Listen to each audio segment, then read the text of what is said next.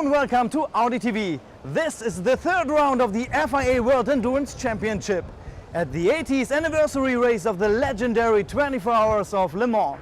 But before we'll tell you about what's happening on the track, let's take a look at the city, which is associated with motorsports like no other city in the world.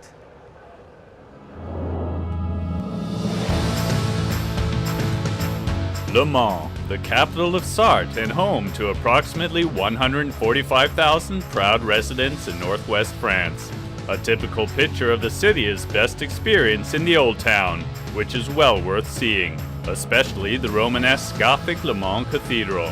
The dreamy little town isn't world-renowned for its architecture though, but because of a car race, the 24 Hours of Le Mans, the mother of all endurance races.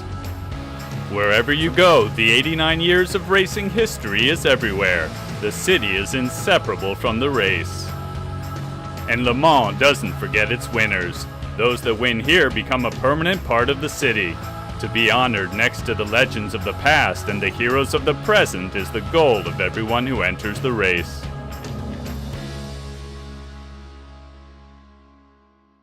Yeah, now I realize that we're really a part of history, and I'm looking forward to bring my family back here and show them my fingerprints next to all the legends around. It makes me proud. Whether Audi can once again win after 2 successful years in a row at Le Mans has yet to be seen. After the last race in Spa, nobody doubts that the new Audi R18 e-tron Quattro is well qualified to get the job done. Let's take a closer look at the latest addition to the Audi LMP1 class. A technical revolution took place in 1981 when the Four Rings introduced their first major commitment to motorsports. The permanent four-wheel drive Quattro.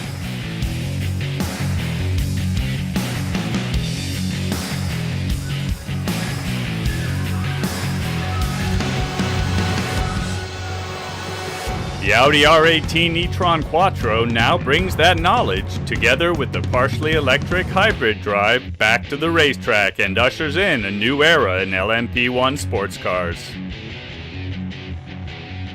E-tron Quattro, it's an intelligent Quattro. It's normally rear-driven, and when the car is braking, the energy goes into the car, and after the curve, the energy is given to the front axle, and then it's a Quattro, and it's an additional power of 200 horsepower. But Audi also relies on its older technology. In addition to the 2 e-tron Quattro sports prototypes, 2 Audi R18 TDIs will also be racing in Le Mans, and the 2 Audi R18 Ultras complete the Ingolstadt quadruple lineup, which the competition will learn to fear.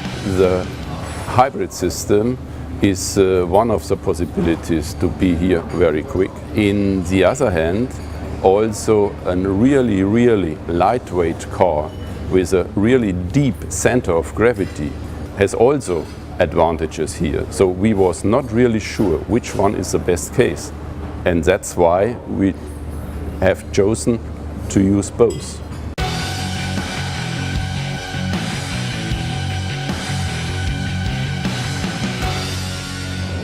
After a long wait, it's finally time for action in Le Mans. It's the first direct head-to-head meeting between the Audi R18 and the Toyota Hybrid. We'll see which strength each car has and if the new challenger can attack the supremacy of the Four Rings in the qualifying round. Before the qualifying rounds actually started, though, there was a brief sampling of the latest competition. Even though the Audi and Toyota drivers were friendly to one another at the driver's briefing, it was back to business during the qualifying rounds. The best time in the uncontested first round went to Andre Lauderer in the Audi R18 e-tron Quattro with the number 1. Another sports prototype from Ingolstadt got the best time in the second qualifying round. This time it was Romain Dumas in the R18 Ultra, but both Toyotas also had good times and continued to be a threat. This year we have a new competitor with Toyota. We know that they have the background to develop a very fast car. We know they have a great racing team with Areca, and I know they have as well a great racer squad. So I'm quite sure that they will challenge us quite hard. And then it happened. In the third and most crucial qualifying round, the Japanese gave everything they had, but they still weren't able to get ahead of the consistently good drivers from Ingolstadt. Pretty close from what we were expecting and from what Toyota laid out as their own target. They wanted to push for the pole position, they wanted to be the quickest hybrid. We managed to end up in front, so I think at the end of the day it was very satisfying for us. Andre Lotterer won the pole position as the only driver to break 3 minutes and 23 seconds in the qualifying rounds, and his colleague Romain Dumas was next to him in the first row. In contrast to sprint races, the pole position is less important at an endurance race, which makes it even more important to know that both vehicle concepts are working well in Le Mans.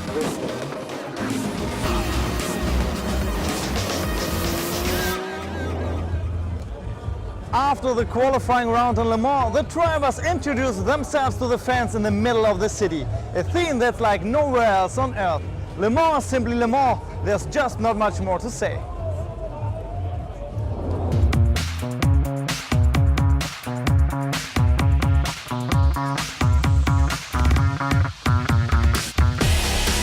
"5 days before the start of the race, you can already get a taste of Le Mans' uniqueness at the scrutineering, the technical inspection. Unlike other classic races where inspections are carried out behind closed doors, at Le Mans it takes place in the middle of the city, amongst thousands of curious onlookers.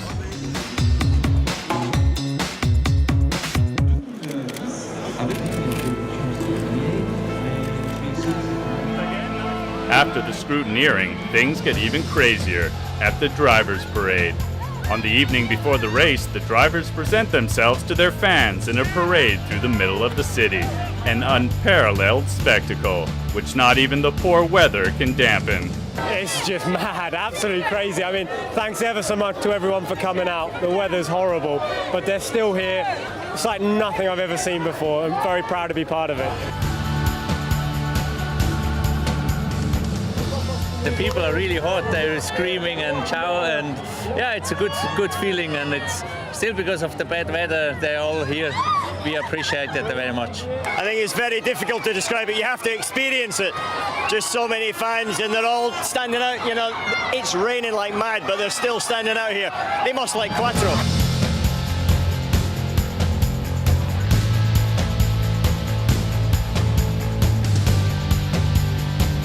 Great, you know, there is a great atmosphere here. The Drivers' Parade in Le Mans.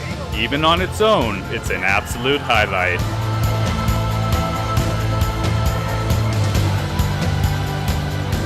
Everyone who has ever been at the starting lineup in Le Mans will never forget it.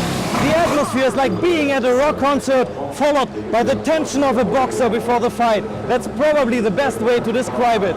The lights are just about to turn green, and soon we will see who this year's winner will be at the most prestigious race of the WEC season.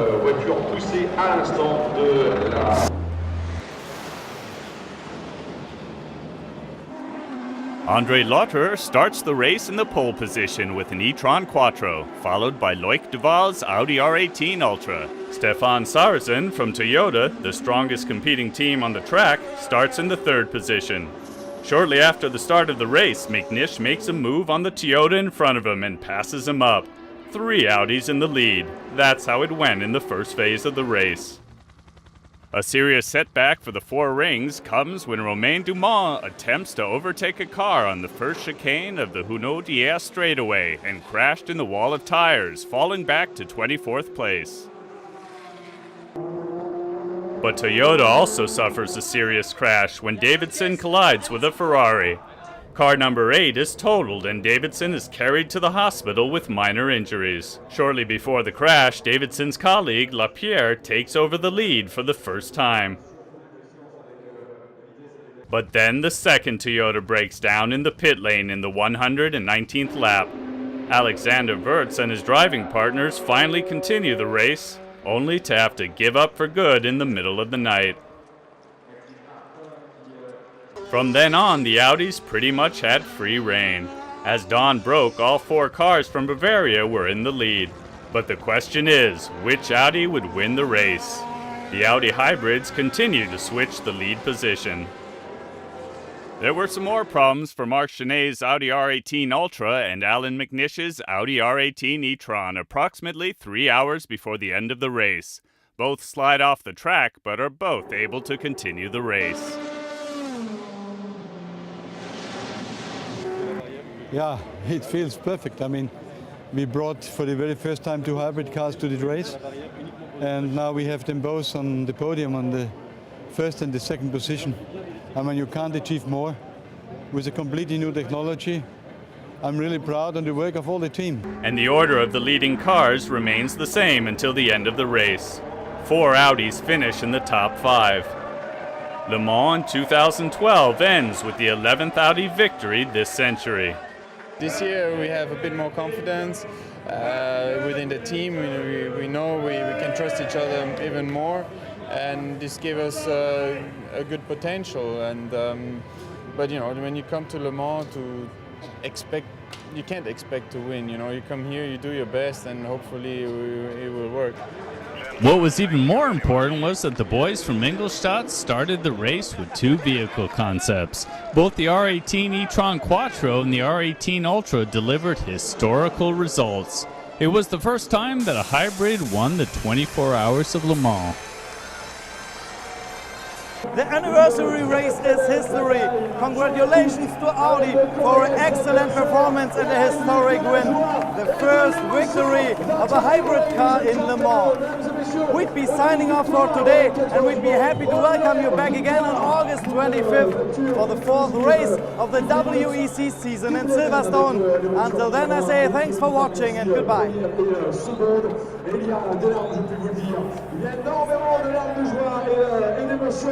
Mesdames et messieurs,